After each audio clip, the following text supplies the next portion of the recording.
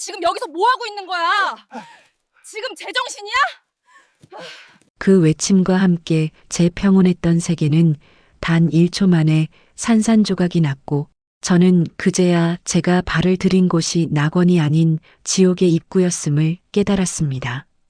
도대체 무엇이 저를 이토록 미치게 만들었는지, 평범한 은퇴 남성이었던 제가 왜 모든 것을 걸고 위험한 불꽃 속으로 뛰어들었는지 그 은밀하고도 치명적인 이야기를 시작하려 합니다. 보시기 전에 구독과 좋아요 부탁드립니다. 은퇴 후 제 삶은 박제된 표본처럼 고요하기만 했습니다. 30년을 함께 살아온 아내와의 일상은 마치 톱니바퀴처럼 정확하고 예측 가능했지요. 아침 7시가 되면 주방에서 들려오는 프라이팬 소리, 8시에 마주 앉아 나누는 날씨 이야기, 9시면 각자의 공간으로 흩어지는 그 틀에 박힌 루틴이 날마다 반복되었습니다. 매일 아침 눈을 뜨면 마주하는 아내의 익숙한 뒷모습은 더 이상 어떤 감정도 불러일으키지 않았고, 오늘 뭐 먹을래? 병원 예약은 했어? 같은 무미건조한 대화는 저를 숨막히게 했습니다. 거울 속에 늙어가는 사내는 더 이상 아무런 욕망도 느껴지지 않는 빈 껍데기 같았지요.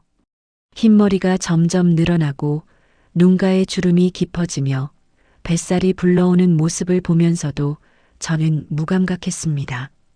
그저 세월의 흐름을 담담하게 받아들이는 생명력을 잃은 나무처럼 말이에요. 회사를 다니던 시절엔 그래도 바빴습니다. 아침 일찍 집을 나서 밤늦게 돌아오는 생활이었기에 무료함을 느낄 틈도 없었지요. 회사에서의 역할, 프로젝트의 긴장감, 동료들과의 경쟁과 협력이 제 존재의 이유를 만들어줬습니다. 하지만 은퇴와 함께 그 모든 것이 사라지자 남은 건 텅 빈 시간뿐이었어요. 처음엔 자유를 만끽했습니다. 아침에 늦잠을 자고 낮에 산책을 하고 저녁엔 드라마를 보며 소파에 누워 있었지요. 그러나 한 달, 두 달이 지나자 그 자유가 감옥처럼 느껴지기 시작했습니다. 아내는 여전히 자신의 일상이 있었어요. 친구들과의 모임, 요가 수업, 봉사활동으로 바쁜 나날을 보냈지요. 반면 저는 점점 더 투명인간이 되어가는 기분이었습니다. 집안에서 제 존재감은 점점 옅어졌고 아내와 나누는 대화도 점차 줄어들었습니다. 평온해 보이는 결혼 생활이었으나 제 내면에는 이름 모를 갈망의 씨앗이 움트고 있었습니다. 무엇이 그리운 건지, 무엇이 부족한 건지 명확하게 설명할 수는 없었어요. 단지 가슴 한쪽이 텅 빈 것 같은, 뭔가 중요한 것을 잃어버린 것 같은 묘한 공허함이 저를 짓눌렀습니다. 밤이면 침대에 누워 천장을 바라보며 생각했지요. 이게 전부인가? 남은 인생이 이렇게 흘러가는 건가? 라고요. 육체적 결핍은 마른 장작처럼 작은 불씨 하나에도 타오를 준비가 되어 있었습니다. 아내와의 관계는 언제부턴가 의무적인 것이 되어버렸고 그마저도 몇 년째 없었습니다. 처음엔 나이 탓이라 생각했어요. 60대가 되면 다들 그런 거라고, 자연스러운 현상이라고 스스로를 위로했지요. 하지만 가끔 거리에서 젊은 여성들을 볼 때면 제 안에서 뭔가 꿈틀거리는 느낌이 들었습니다. 그건 단순한 성적 욕구가 아니라 살아있다는 증명을 갈구하는 생명 본능에 가까웠어요. 건강을 핑계로 등산을 시작한 것도 그 즈음이었습니다. 적어도 산에 가면 땀을 흘리고 정상에 올라 성취감을 느끼며 하산하며 몸의 피로를 느낄 수 있었으니까요. 그 순간만큼은 제가 아직 살아있다는 걸, 무언가를 할 수 있는 존재라는 걸 확인할 수 있었습니다. 매주 토요일 아침이면 등산복을 챙겨 입고 근처 산으로 향했지요. 아내는 무덤덤하게 조심해서 다녀와 한마디만 건넬 뿐이었습니다. 그렇게 저는 나날이 말라가고 있었습니다.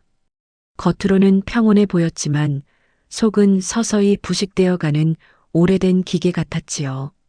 웃음은 점점 줄어들었고 대화는 점점 짧아졌으며 감정의 진폭은 점점 작아졌습니다. 누군가 제게 요즘 어떠세요? 라고 물으면 그냥 그렇지 뭐라고 대답했습니다. 정말 그냥 그랬으니까요. 특별히 나쁠 것도 특별히 좋을 것도 없는 그저 그런 날들이었습니다. 하지만 저는 몰랐습니다. 제 안에 잠들어 있던 욕망이 얼마나 거대한 것인지, 그것이 깨어났을 때 어떤 파국을 불러올지를요. 고요한 물밑에서 꿈틀거리던 거대한 괴물은 단지 적절한 계기만을 기다리고 있었을 뿐입니다. 그리고 그 계기는 곧 찾아왔지요. 그날은 평소보다 조금 더 깊은 산길을 택했습니다. 주말이면 늘 오르던 익숙한 등산로가 지겨워졌기에 좀 더 인적이 드문 코스를 찾아 나섰지요. 오전 일찍 출발했음에도 산은 고요했고 울창한 나무들 사이로 새소리만이 간간히 들려왔습니다. 구불구불한 오솔길을 따라 한참을 올랐을 때였어요. 제 숨소리가 점점 거칠어지고 땀방울이 이마를 타고 흘러내릴 무렵 저는 정상 근처에 다다랐습니다. 하산길에 접어들어 한적한 숲길을 걷고 있을 때였습니다. 갑자기 저 앞쪽에서 앗 하는 짧은 비명소리가 들렸지요. 본능적으로 발걸음을 재촉했습니다. 굽이진 길을 돌자 한 여성이 바위 옆에 주저앉아 발목을 움켜쥐고 있는 모습이 보였어요. 스포츠 레깅스에 밝은색 바람막이를 입은 그녀는 고통스러운 표정으로 신음하고 있었습니다. 괜찮으세요? 제가 다가가자 그녀가 고개를 들었습니다. 38쯤 되어 보이는 제 딸뻘인 여성이었지요. 땀에 젖어 얼굴에 붙은 머리카락 사이로 드러난 그녀의 눈빛은 생기가 넘쳤습니다. 고통으로 일그러진 표정 속에서도 묘한 아름다움이 느껴졌어요. 발목을 삐끗했어요. 돌부리에 걸려서 그녀의 목소리는 가늘게 떨리고 있었습니다. 저는 무릎을 굽혀 그녀의 곁에 앉았지요. 제가 좀 봐드릴게요. 응급처치는 할 줄 압니다. 사실 대단한 지식이 있던 건 아니었어요. 그저 군대 시절 배운 기초적인 응급처치와 평생 산을 오르며 익힌 경험이 전부였지요. 하지만 그 순간 저는 누군가에게 필요한 사람이 되고 싶었습니다. 오랜만에 느껴보는 누군가를 도울 수 있다는 그 감각이 반가웠어요. 그녀는 조심스럽게 다리를 뻗었습니다. 서윤이라고 해요.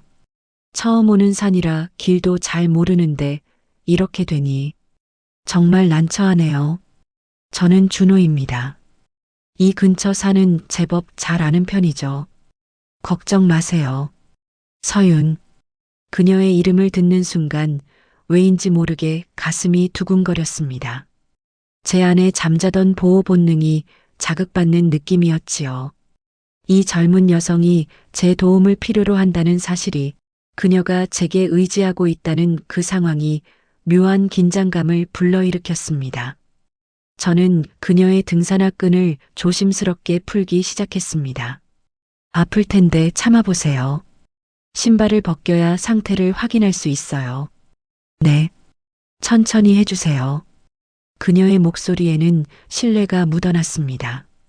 마치 저를 전적으로 믿고 있다는 듯한 그 톤이 제 가슴을 두드렸지요. 신발을 벗기자 양말을 신은 그녀의 발이 드러났습니다. 발목 부분이 미묘하게 부어 있었어요. 다행히 심각한 수준은 아닌 것 같았지요. 양말도 벗겨야 할 것 같은데. 괜찮겠어요? 네, 어쩔 수 없죠. 저는 천천히 그녀의 양말을 벗겼습니다. 그 순간이었어요. 제 투박한 손바닥에 닿은 하얗고 매끄러운 피부가 마치 전기라도 통한 듯 등줄기를 서늘하게 만들었습니다. 60년을 살면서 수없이 많은 신체 접촉이 있었지만 이렇게 강렬한 전율을 느껴본 적은 없었어요. 그건 단순한 피부 접촉 이상의 무언가였습니다. 서윤의 발은 작고 예뻤습니다. 발목은 가늘었고 발등의 곡선은 우아했지요. 제가 너무 오래 그녀의 발을 바라보고 있었는지 그녀가 작게 웃으며 말했습니다. 많이 붓긴 했나요? 아니요. 생각보다는 괜찮아 보입니다. 염자인 것 같은데 심하지는 않네요. 저는 당황한 마음을 숨기며 배낭에서 물병을 꺼냈습니다. 차가운 물로 찜질하면 붓기가 좀 가라앉을 거예요. 물을 적신 손수건으로 그녀의 발목을 감싸주었습니다. 그녀가 작게 신음했어요. 시원하네요.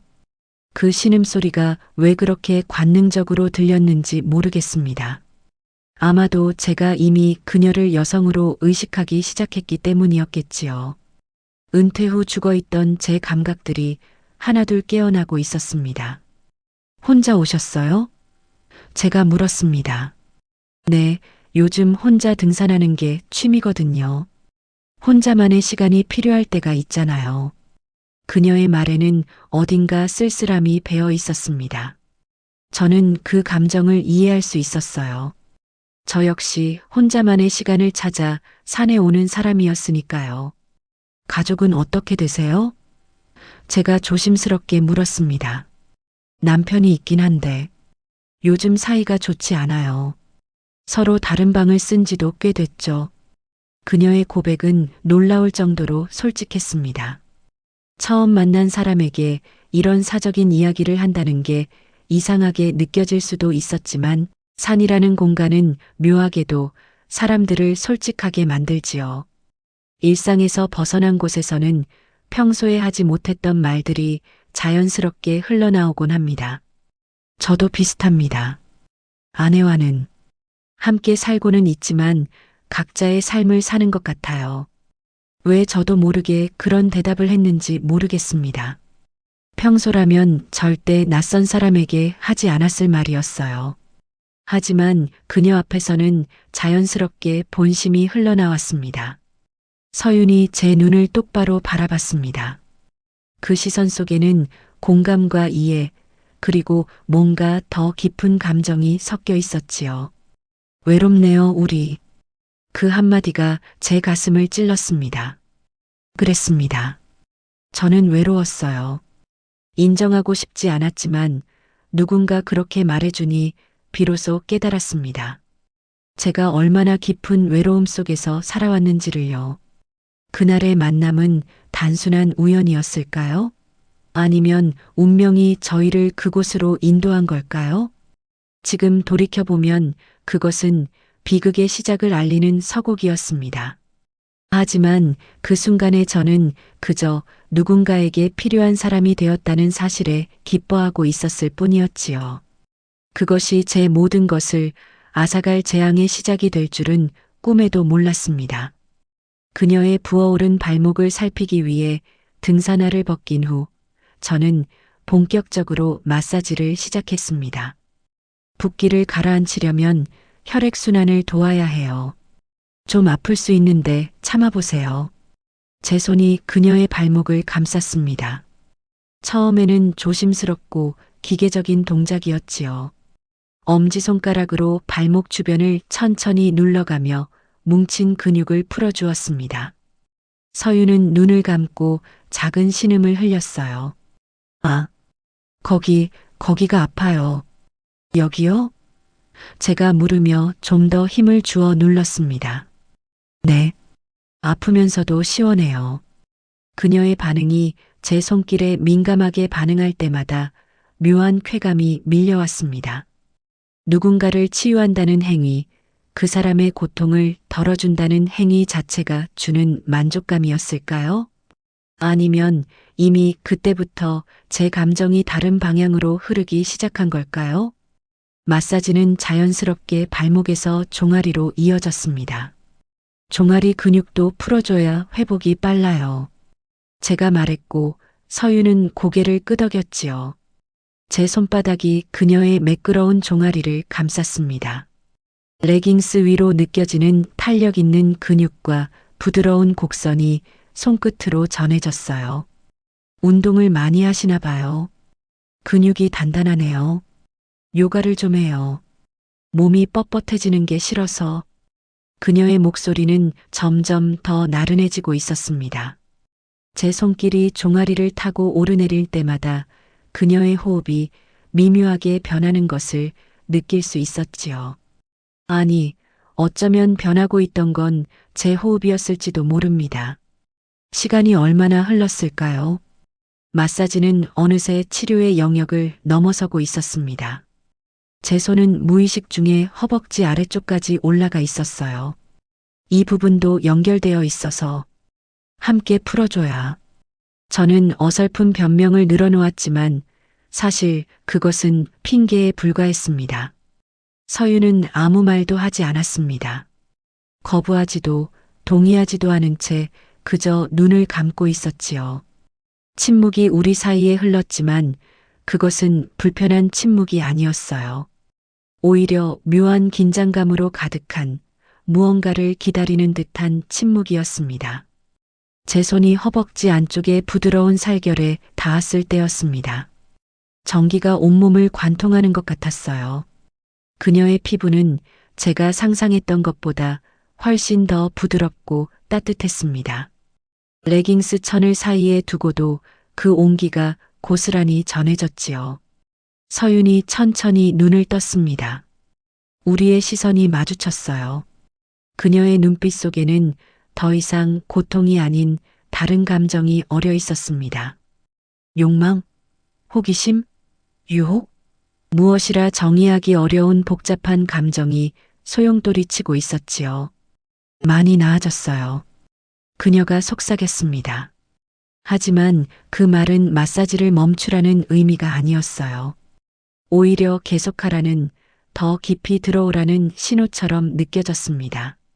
산 그림자 아래 두 사람의 호흡만이 가빠지고 있었습니다. 주변의 새소리도 바람 소리도 더 이상 들리지 않았어요. 오직 우리 둘만이 존재하는 것 같았지요. 제 손은 이제 명백하게 치료의 범위를 벗어나 있었고 그녀는 그것을 알면서도 막지 않았습니다. 준호 씨, 그녀가 제 이름을 불렀습니다. 그 목소리에는 간청과 갈망이 섞여 있었지요. 저, 오랜만이에요. 이렇게 누군가의 손길을 느끼는 게 그 고백이 제 안의 마지막 이성을 무너뜨렸습니다. 60평생 느껴보지 못한 전율이 온몸을 지배했어요. 제 안에 잠들어 있던 남성성이, 욕망이, 생명력이 폭발적으로 깨어나는 것을 느낄 수 있었습니다. 더 이상 60대의 늙은 남자가 아니었어요. 저는 한 여자를 갈망하는 원초적인 수컷이 되어 있었습니다. 서윤 씨도 오랜만이에요. 이렇게 누군가를 만지는 게 우리는 서로의 외로움을 확인했습니다. 서로의 결핍을 인정했지요. 그리고 그 순간 우리 사이에 보이지 않는 선이 그어졌습니다. 아직 넘지는 않았지만 넘을 수 있다는 것을 서로 알게 된 그 선 말입니다. 서윤이 천천히 몸을 일으켰습니다. 일어날 수 있을 것 같아요. 많이 좋아졌어요. 그녀는 제게 손을 내밀었고 저는 그 손을 잡아 그녀를 일으켜 세웠습니다. 하지만 그녀는 일어서면서 제 쪽으로 비틀거렸고 저는 본능적으로 그녀를 안아 지탱했지요. 우리의 몸이 밀착되었습니다. 그녀의 부드러운 몸이 제 단단한 가슴에 닿았어요. 그녀의 얼굴이 바로 코앞에 있었습니다. 그녀의 입술이, 그녀의 숨결이, 그녀의 눈빛이 제 모든 감각을 사로잡았지요. 미안해요. 그녀가 작게 웃으며 말했습니다. 아직 좀 어지러워서. 하지만 그녀는 제 품에서 빠져나가지 않았습니다. 저 역시 그녀를 놓아주지 않았어요. 우리는 그렇게 한동안 서로를 껴안은 채 서 있었습니다. 금지된 선 바로 앞에서 말이에요. 다음 주에 또 올 거예요. 서윤이 제 귓가에 속삭였습니다. 같은 시간에, 같은 장소에. 그것은 제안이었습니다. 명백한 유혹이었지요. 저는 그녀의 유혹적인 몸짓에 이끌려 금지된 선을 넘어버리기로 결심했습니다. 저도 올게요. 제 대답과 함께 우리는 되돌아올 수 없는 강을 건넜습니다. 아직 육체적인 관계를 맺지는 않았지만 이미 정신적으로는 선을 넘어버린 것이었지요. 우리는 서로를 다시 만나기로 약속했고 그 약속 속에는 명백한 의도가 담겨 있었습니다. 서윤을 하산길까지 부축해주고 헤어지면서 저는 새로운 사람이 된 기분이었습니다. 심장은 20대처럼 뛰고 있었고 온몸에 생기가 돌았으며 세상이 다르게 보였어요. 집으로 돌아가는 길, 거울에 비친 제 얼굴에는 어느새 미소가 걸려 있었습니다. 오랜만에 느껴보는 설렘이었지요. 하지만 그것은 파멸로 가는 첫걸음이었습니다. 제가 넘어버린 그 선은 돌아올 수 없는 강이었고 제가 느낀 그 전율은 독약 같은 것이었어요. 한번 맛보면 절대 끊을 수 없는 중독성 강한 독말입니다. 그리고 저는 이미 그 독에 중독되어 버렸지요. 그 후 매주 수요일은 제 삶에서 가장 중요한 날이 되었습니다. 월요일부터 수요일을 기다렸고 수요일이 지나면 다음 수요일을 꿈꿨지요. 가족들에게는 운동하러 간다는 핑계를 댔습니다.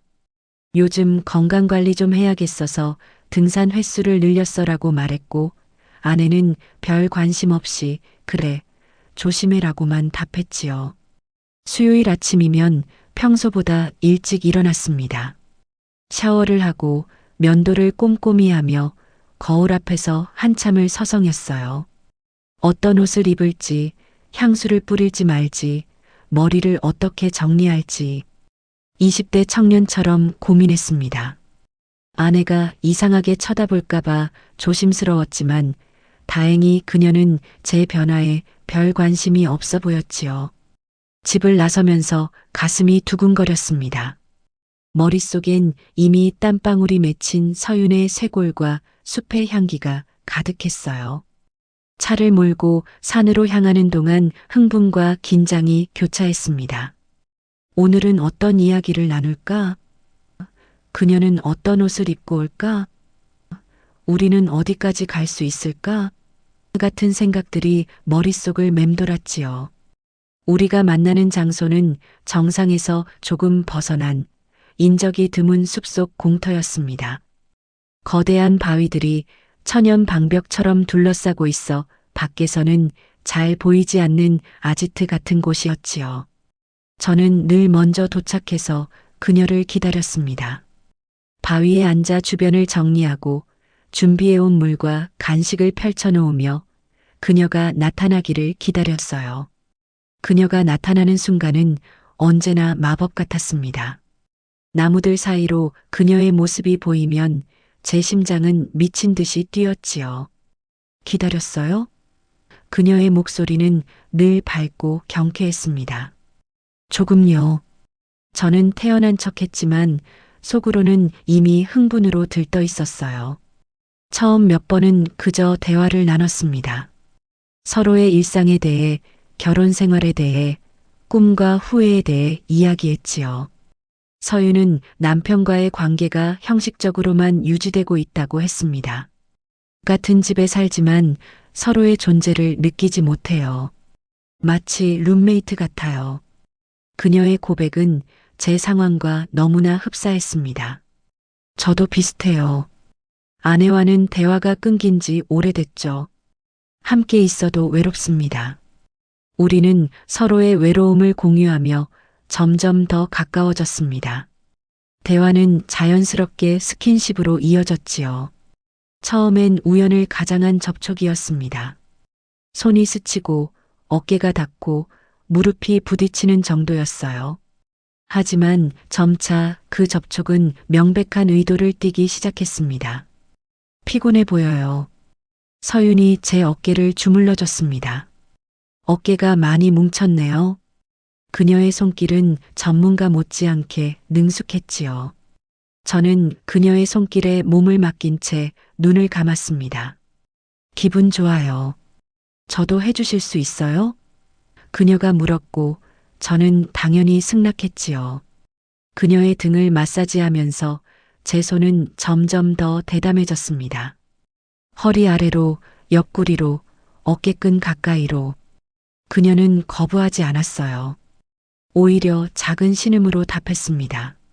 도덕적 죄책감 따위는 생전 처음 느껴보는 육체적 해방감에 씻겨 내려갔습니다. 60년을 살면서 이런 감정을 느껴본 적이 없었어요. 아내와의 관계는 늘 의무감과 책임감으로 점철되어 있었지만 서윤과 함께 있을 때는 순수한 욕망과 열정만이 존재했습니다. 그것은 제게 새로운 삶이었어요. 어느 수요일 우리는 마침내 마지막 선을 넘었습니다. 그날따라 서윤은 더 적극적이었지요. 오늘은 제가 먼저 할게요. 그녀가 제게 다가와 키스했습니다. 부드럽고 달콤한 그 입술의 감촉에 저는 이성을 잃었어요. 우리는 서로를 탐하기 시작했습니다. 울창한 나뭇잎 사이로 내리쬐는 햇살 아래서 우리는 세상이 금지한 쾌락을 탐닉했습니다. 바위에 깔아둔 매트 위에서 숲의 냄새와 흙의 촉감 속에서 우리는 하나가 되었지요. 그 순간의 황홀함은 말로 표현할 수 없었습니다. 제 안에 잠들어 있던 모든 감각이 폭발하는 것 같았어요. 당신과 함께 있으면 제가 다시 살아있는 것 같아요. 서윤이 제 품에 안겨 속삭였습니다. 저도요. 당신이 저를 되살려줬어요. 우리는 위태로운 이중 생활을 즐겼습니다. 수요일은 서윤과의 시간이었고 나머지 요일은 가족과의 일상이었지요. 두세 개를 오가는 것은 쉽지 않았지만 동시에 짜릿했습니다. 마치 비밀 요원이라도 된 것처럼 긴장감 있는 나날이었어요. 저는 서윤을 통해 사라졌다고 믿었던 남성성을 되찾은 기분에 취해 있었습니다. 거울을 볼 때마다 제 눈빛이 달라진 것을 느꼈어요. 전보다 자신감이 넘쳤고 목소리에 힘이 실렸으며 걸음걸이도 당당해졌습니다.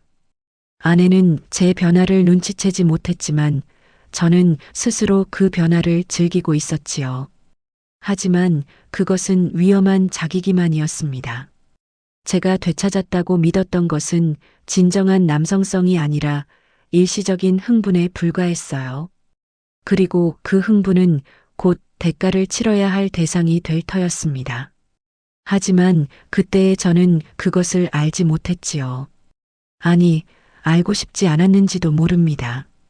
너무나 달콤한 독약에 취해 있었으니까요. 수요일마다 반복되던 달콤한 일탈은 점점 더 대담해졌습니다. 처음엔 조심스러웠지요. 주변을 살피고 소리를 죽이고 흔적을 남기지 않으려 애썼습니다. 하지만 시간이 지날수록 우리는 점점 더 무모해졌어요. 아니, 어쩌면 중독되어 버린 것인지도 모릅니다. 서로의 육체에 그 순간의 쾌락에 금지된 관계가 주는 스릴에 말이에요. 그날도 평소처럼 우리의 은밀한 아지트에서 만났습니다. 날씨는 완벽했지요. 구름 한 점 없는 하늘과 적당히 선선한 바람, 새소리가 가득한 숲속은 우리만의 낙원 같았습니다. 서윤은 그날따라 더 아름다워 보였어요. 운동복 차림이었지만 그녀의 몸매는 완벽하게 드러났고 땀으로 촉촉해진 피부는 햇살을 받아 반짝였습니다. 오늘 기분이 좋아 보여요. 제가 말했습니다. 당신을 만날 생각하면 늘 기분이 좋아져요. 그녀가 웃으며 제게 다가왔습니다. 우리는 준비해온 매트를 깔고 자리에 앉았습니다. 가벼운 대화를 나누며 간식을 먹었지요. 요즘 남편이 더 바빠졌어요. 거의 집에 안 들어와요. 서윤이 말했습니다. 그럼 우리한테는 좋은 거 아닌가요? 제가 농담처럼 말했습니다. 그렇긴 하죠. 하지만 가끔은 이게 맞나 싶기도 해요. 서윤의 목소리에 처음으로 죄책감이 묻어났습니다. 저 역시 같은 감정을 느끼고 있었지요. 우리가 하고 있는 일이 옳지 않다는 것쯤은 알고 있었으니까요. 하지만 그 죄책감은 욕망 앞에서 너무나 약했습니다. 생각하지 말아요. 지금 이 순간만 생각해요. 저는 그녀를 끌어안으며 말했습니다. 우리는 다시 서로를 탐하기 시작했습니다. 옷이 벗겨지고 숨소리가 거칠어지고 이성이 흐려졌지요. 여느 때처럼 열정적이고 본능적인 순간이었습니다. 세상에 우리 둘만 존재하는 것 같았어요. 주변의 모든 소리가 사라지고 오직 서로의 숨소리와 신음만이 들렸습니다. 바로 그때였습니다. 이봐요. 거기 누구 있어요? 멀리서 들려오는 목소리에 우리는 얼어붙었습니다. 등산객의 목소리였어요. 아직 가깝지는 않았지만 점점 다가오고 있었습니다. 우리는 황급히 옷을 주워 입기 시작했지요. 손이 떨렸습니다. 심장은 터질 것처럼 뛰었어요. 빨리. 서윤이 다급하게 속삭였습니다. 저는 매트를 황급히 접어 가방에 넣고 주변에 흩어진 물건들을 챙겼습니다. 다행히 그 등산객은 다른 길로 갔고 우리는 발각되지 않았지요. 하지만 그 순간의 공포는 잊을 수 없었습니다. 제 사회적 지위와 가정이 단 한 걸음 차이로 벼랑 끝에 서 있음을 실감하며 등줄기에 식은땀이 흘렀어요. 너무 위험해요. 서윤이 떨리는 목소리로 말했습니다. 알아요. 하지만 뭘까요? 하지만 포기할 수 없다고. 하지만 당신이 필요하다고. 말은 끝까지 나오지 않았습니다. 제 자신이 계속 부끄러웠습니다. 60이 넘은 나이에 이렇게 무모한 짓을 하고 있다니요. 그 사건 이후로 우리는 더 조심하게 되었습니다. 만나는 시간을 줄이고 장소를 더 깊은 곳으로 옮겼지요. 하지만 조심한다고 해서 위험이 사라지는 것은 아니었어요. 주변의 시선이 두려우면서도 그녀의 뜨거운 육체를 포기할 수 없었던 저는 점점 더 깊은 늪에 빠져들고 있었습니다. 문제는 가정에서 시작되었습니다. 아내가 제 변화를 눈치채기 시작한 거예요. 요즘 기분이 좋아 보이네. 처음엔 이렇게 가볍게 말했습니다. 하지만 점차 그녀의 말투에는 의심이 섞이기 시작했지요. 등산 갈 때 왜 향수를 뿌리고 가? 산에서 누가 냄새를 맡는데? 같은 질문이 늘어났습니다. 저는 태어난 척했습니다. 나이 들어서 몸 냄새 나는 게 싫어서 그래. 거짓말은 점점 늘어났고 저는 그 거짓말에 익숙해져 갔어요. 집에서는 완벽한 남편을 연기했습니다. 아내와 대화도 늘리고 집안일도 도우며 의심을 피하려 애썼지요. 하지만 거짓말은 더 큰 거짓말을 낳습니다. 어느 날 아내가 갑자기 나도 등산 같이 가면 안 돼? 라고 물었어요. 심장이 철렁 내려앉았습니다. 아, 당신은 무릎이 안 좋잖아. 무리하지 마. 제가 황급히 말했고 다행히 아내는 더 이상 고집하지 않았지요. 하지만 진짜 파국은 얼마 지나지 않아 찾아왔습니다. 그날도 서윤과의 시간을 보낸 후 집에 돌아왔어요. 피곤했지만 동시에 만족스러웠습니다. 샤워를 하고 소파에 앉아 TV를 보고 있었지요. 아내는 주방에서 저녁을 준비하고 있었습니다. 여보, 등산복 세탁기에 넣을게요. 응, 그래. 저는 대수롭지 않게 대답했습니다. 하지만 몇 분 후 아내의 목소리 톤이 달라졌어요. 여보, 이게 뭐예요? 아내의 손에는 작은 립스틱 하나가 들려 있었습니다. 제 등산복 주머니에서 나온 것이었지요. 서윤의 립스틱이었어요. 아마 지난번에 그녀가 제 옷 주머니에 넣어뒀던 것 같았습니다. 혹시 잃어버릴까봐 당신 주머니에 넣어뒀어요 라고 말하며 웃었던 그녀의 모습이 떠올랐습니다. 순간 모든 것이 멈춘 것 같았습니다. 아내의 눈빛, 손에 들린 립스틱, 그리고 제 거짓말로 쌓아 올린 모든 것이 무너지는 소리가 들렸어요. 경고했던 제 세계에 거대한 균열이 일어나는 순간이었습니다. 이게 뭐냐고 물었잖아요. 아내의 목소리는 떨리고 있었습니다. 분노도 슬픔도 아닌 배신감이 그 목소리에 가득했지요. 저는 아무 말도 할 수 없었습니다. 변명을 생각해 봤지만 어떤 변명도 설득력이 없어 보였어요. 누가 떨어뜨린 걸 주웠어. 등산로에서 주운 거야 같은 말들이 머릿속을 스쳤지만 입 밖으로 나오지 않았습니다. 아내는 제 침묵을 답으로 받아들였습니다. 그녀의 눈에 눈물이 고이기 시작했어요. 당신, 정말 운동하러 간 거 맞아요? 그 질문에 저는 여전히 대답할 수 없었습니다. 제 침묵이 곧 자백이었지요. 립스틱 하나, 작고 하찮은 물건 하나가 제가 쌓아 올린 모든 거짓을 무너뜨렸습니다. 그것은 마치 도미노의 첫 번째 블록 같았어요. 하나가 넘어지자 모든 것이 연쇄적으로 무너지기 시작했습니다. 제 평온했던 일상, 30년 결혼 생활, 가족이라는 안전망, 모든 것이 한순간에 위태로워졌지요. 그날 밤 아내는 제게 말하지 않았습니다. 단 한마디도요. 그저 립스틱을 식탁 위에 놓고 자신의 방으로 들어가 버렸어요. 그 침묵이 어떤 말보다 무서웠습니다. 저는 거실 소파에 혼자 앉아 밤을 지새웠지요. 제가 무엇을 잃게 될지, 앞으로 무슨 일이 벌어질지 생각하며 말입니다. 파국은 이제 시작일 뿐이었습니다. 그날 밤은 제 인생에서 가장 길었던 밤이었습니다. 소파에 앉아 천장만 바라보며 시계 초침 소리가 심장 박동처럼 귓가를 때렸습니다. 아내의 방문은 굳게 닫혀 있었고 그 너머로는 어떤 소리도 들리지 않았습니다.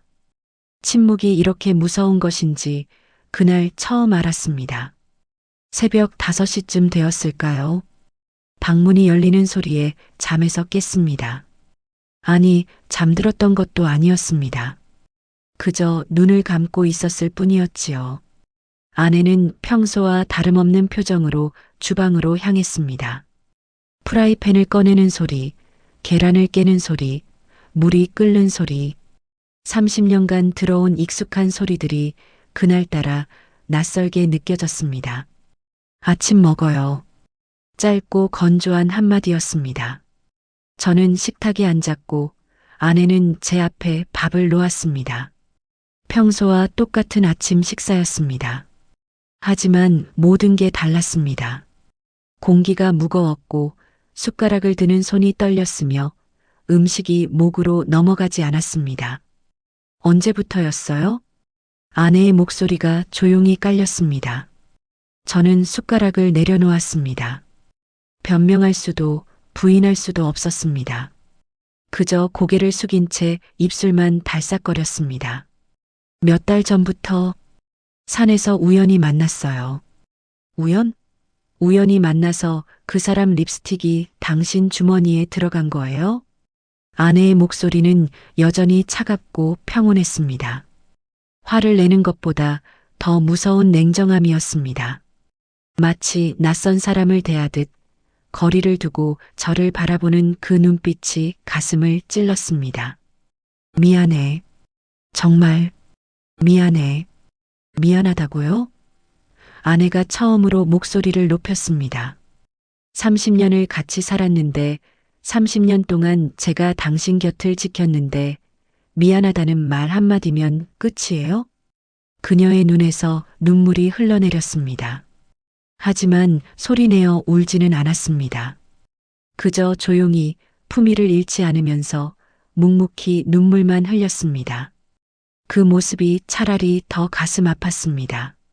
제가 얼마나 큰 상처를 주었는지, 얼마나 깊은 배신을 저질렀는지 실감하는 순간이었습니다. 그 사람이 뭐가 좋았어요? 젊어서? 예뻐서? 아니면 제가 늙고 시들어서? 그게 아니야. 그냥 말이 나오지 않았습니다. 무엇이라 설명할 수 있었을까요? 외로움? 새로운 자극? 살아있다는 느낌? 어떤 말로도 제 행동을 정당화할 수 없었습니다. 저는 그저 욕망에 굴복한 비겁한 남자일 뿐이었습니다. 아내는 천천히 자리에서 일어났습니다. 당분간 따로 살래요. 제 여동생 집에 가 있을게요. 그동안 생각 좀 해봐요. 우리가 어떻게 해야 할지. 여보, 연락하지 마세요. 제가 정리되면 먼저 연락할게요. 그렇게 아내는 방으로 들어가 짐을 쌌습니다. 몇십 년을 함께 산 집을 떠나는데 가방 하나면 충분했습니다. 옷 몇 벌과 세면도구, 그게 전부였습니다. 저는 그저 멍하니 서서 그 모습을 바라만 보았습니다. 무슨 말을 해야 할지, 무엇을 해야 할지 알 수 없었습니다. 현관문이 닫히는 소리와 함께 집안은 텅 비었습니다. 30년을 함께 채워온 공간이 순식간에 공허해졌습니다. 저는 소파에 주저앉아 머리를 감싸쥐었습니다. 내가 무슨 짓을 한 거지? 왜 이렇게 된 거지? 하지만 후회는 거기까지였습니다. 오후가 되자 서윤에게서 문자가 왔습니다. 다음 주 수요일에도 올 수 있어요? 그 문자를 보는 순간 제 안의 이성은 다시 한번 무너졌습니다. 아내에게 들킨 지 하루도 채 안 됐는데 저는 또다시 서윤을 만날 생각을 하고 있었습니다. 중독이었습니다. 명백한 중독이었습니다. 그래, 볼게. 제 손가락은 자동으로 답장을 보냈습니다. 며칠간 혼자 지내는 동안 집은 점점 더 황폐해졌습니다. 설거지는 쌓였고 쓰레기는 넘쳤으며 빨래는 방치되었습니다. 하지만 신경 쓸 겨를이 없었습니다. 머릿속은 온통 서윤 생각뿐이었으니까요. 수요일만 기다렸고 그날이 오면 모든 게 괜찮아질 것 같았습니다. 얼마나 어리석은 생각이었는지 그때는 몰랐습니다. 아내가 떠난 후 집에는 저 혼자였지만 외롭지 않았습니다. 아니, 외로움을 느낄 틈이 없었습니다. 서윤과의 다음 만남을 상상하며 시간을 보냈고 그녀와의 대화를 떠올리며 혼자 웃었으며 다음에는 무엇을 해줄까 계획했습니다. 완전히 빠져 있었습니다. 현실이 무너지고 있는데도 저는 환상 속에서 살고 있었습니다. 수요일이 왔습니다. 평소보다 더 공들여 준비했습니다. 샤워를 하고 면도를 깔끔하게 하고 좋은 향수를 뿌렸습니다. 거울 속에 제 모습은 묘하게 들떠 있었습니다. 60대의 늙은 남자가 아니라 연애에 빠진 청년 같았습니다. 아내가 집을 비웠다는 사실이 오히려 저를 자유롭게 만들었습니다. 이제 눈치 볼 필요도 거짓말할 필요도 없었으니까요. 산으로 가는 길은 설렜습니다. 오늘은 더 오래 함께 있을 수 있을 것 같았습니다.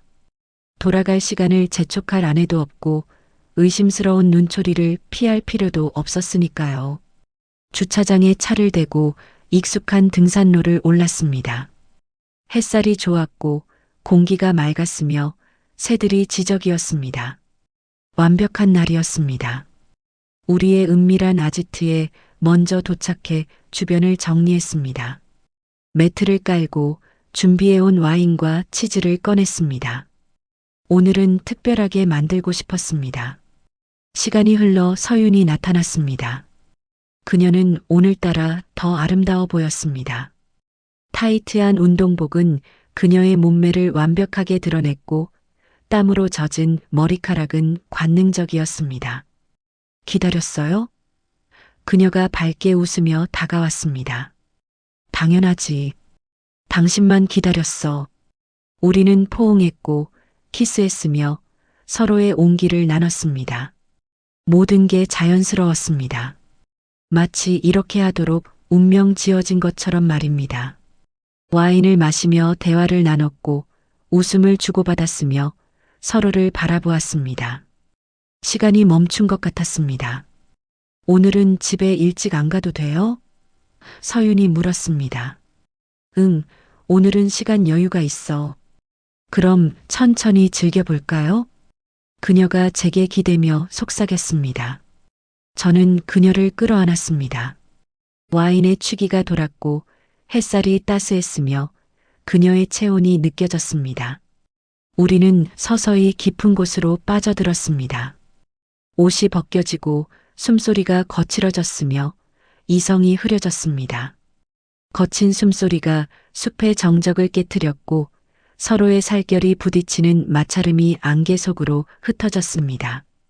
짐승 같은 본능에 몸을 맡긴 채 서로를 탐닉했습니다. 세상에 우리 둘만 존재하는 것 같았습니다. 아니, 정확히는 우리 둘만 존재한다고 믿었습니다. 바로 그 절정의 순간이었습니다. 당신 여기서 지금 뭐 하는 거야? 찢어지는 듯한 비명이 등 뒤에서 터져 나왔습니다. 차가운 도어락 해제 소리도 초인종 소리도 아닌 제가 가장 듣고 싶지 않았던 목소리였습니다. 아내의 목소리였습니다. 시간이 멈췄습니다.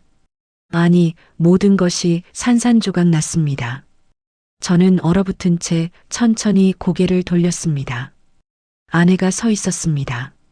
그녀의 얼굴은 창백했고 눈은 믿을 수 없다는 표정으로 가득했으며 손은 떨리고 있었습니다. 제 옆에서 서윤이 황급히 옷을 움켜쥐며 몸을 가렸습니다. 여보, 이건 닥쳐요. 말도 하지 마세요. 아내의 목소리는 절규에 가까웠습니다. 분노와 슬픔과 배신감이 뒤섞인 그 목소리는 제 가슴을 찔렀습니다. 그녀는 비틀거리며 뒤로 물러섰습니다. 어떻게 이럴 수가 있어요? 정말 그런 관계였던 거예요? 미안해, 정말 미안해. 미안하다고요? 지금 이 상황에서 미안하다고요? 아내는 울부짖었습니다. 30년을 함께 산 사람의 심장이 부서지는 소리였습니다. 저는 아무 말도 할 수 없었습니다. 변명의 여지가 없었습니다. 현장에서 그것도 가장 치욕적인 순간에 발각되었으니까요. 어떻게 찾아왔어요? 제가 떨리는 목소리로 물었습니다. 휴대폰 위치 추적이요. 당신이 정말 등산만 하는지 확인하고 싶었어요. 그런데 이런 걸 보게 될 줄은. 아내는 더 이상 말을 잇지 못했습니다. 그저 고개를 저으며 돌아섰습니다. 저는 황급히 옷을 주워 입고 그녀를 쫓아갔습니다. 여보, 기다려. 이야기 좀 하자. 이야기요? 무슨 이야기를 해요? 제 눈으로 다 봤는데요. 아내는 돌아보지도 않고 산을 내려가기 시작했습니다. 저는 뒤를 쫓았지만 그녀는 더 빨리 걸었습니다. 등산로에는 다른 사람들도 있었습니다. 그들의 시선이 우리에게 꽂혔습니다. 한 부부가 싸우고 있다는 것을 모두가 알아챘습니다. 주차장에 도착했을 때 아내는 이미 자기 차에 타고 있었습니다. 저는 차문을 두드렸습니다.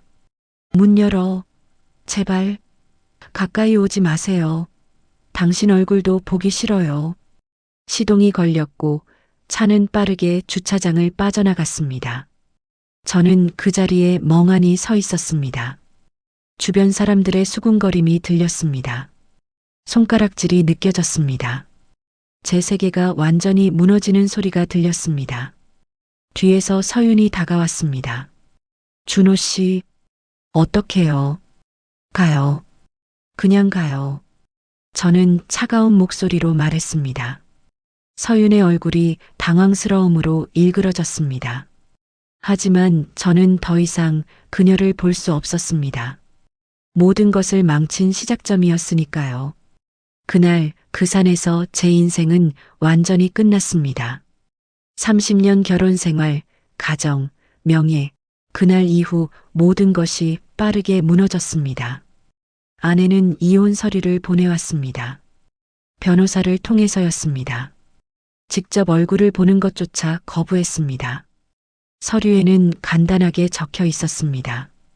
혼인을 계속할 수 없는 중대한 사유. 제 불륜이 명백한 이혼 사유였습니다. 재산 분할, 위자료, 모든 것을 아내에게 넘겼습니다. 변명할 여지도 싸울 명분도 없었습니다. 제가 잘못한 것이었으니까요. 30년을 함께 산 집은 아내의 것이 되었고 저는 작은 원룸으로 이사했습니다. 60평생 모은 재산의 대부분을 잃었지만 그것보다 더 큰 것을 잃었다는 걸 알았습니다. 자식들도 등을 돌렸습니다. 딸은 전화를 받지 않았고 아들은 아버지가 그럴 줄 몰랐습니다라는 차가운 문자 한 통만 보냈습니다. 명절에도 연락이 없었습니다. 제가 그들의 아버지라는 사실조차 부끄러워하는 것 같았습니다. 서윤과도 끝났습니다. 발각된 후 그녀에게서 몇 번 연락이 왔지만 받지 않았습니다. 미안해요. 제 잘못이에요라는 문자들이 왔지만 답하지 않았습니다. 그녀를 탓할 수는 없었습니다. 결국 선택한 것은 저였으니까요. 하지만 그녀를 보면 모든 게 떠올랐습니다. 제가 얼마나 어리석었는지, 얼마나 많은 것을 잃었는지 말입니다. 원룸에 혼자 앉아 있으면 고요했습니다. 아침에 일어나도 아무도 없었고, 저녁을 먹어도 혼자였으며, 밤에 잠들 때도 텅 빈 공간뿐이었습니다. 예전에 바라던 자유였습니다. 아무도 간섭하지 않고 아무도 눈치 주지 않는 그런 자유 말입니다. 하지만 막상 얻고 보니 그것은 자유가 아니라 고립이었습니다. 가끔 산에 갔습니다. 예전에 서윤과 만나던 그곳은 아니었습니다. 다른 산, 다른 길을 택했습니다. 정상에 올라 주변을 바라보면 세상은 여전히 아름다웠습니다. 햇살이 내리쬐고 바람이 불고 새들이 지저귀었습니다. 하지만 제게는 더 이상 아무 의미가 없었습니다. 거울을 보면 늙은 남자가 서 있었습니다. 60대의 모든 것을 잃은 비참한 남자였습니다. 한때 제 눈에 빛이 돌았던 적이 있었습니다. 서윤을 만났을 때 다시 살아있다고 느꼈을 때였습니다. 하지만 그것은 착각이었습니다. 일시적인 흥분이었을 뿐 진정한 생명력이 아니었습니다. 이따금 아내 생각이 났습니다. 30년을 함께 산 사람.